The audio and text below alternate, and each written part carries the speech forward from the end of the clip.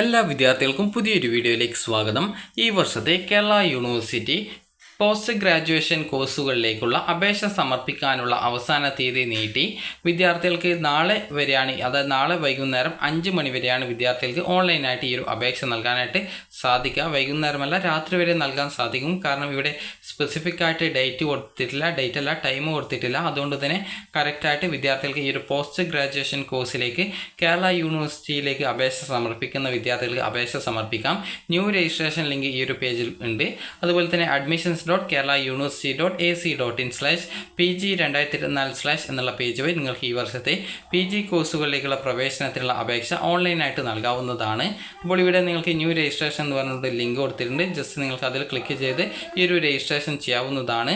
അപ്പോൾ വിദ്യാർത്ഥികൾക്ക് ഈ ഒരു വീഡിയോ ഉപകാരപ്രദമായിട്ടുണ്ടെങ്കിൽ ലൈക്ക് ചെയ്യുക, ഷെയർ ചെയ്യുക. Thank you for watching.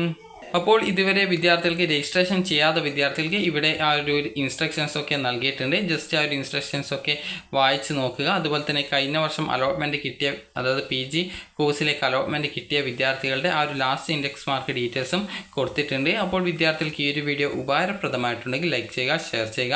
Thank you for watching.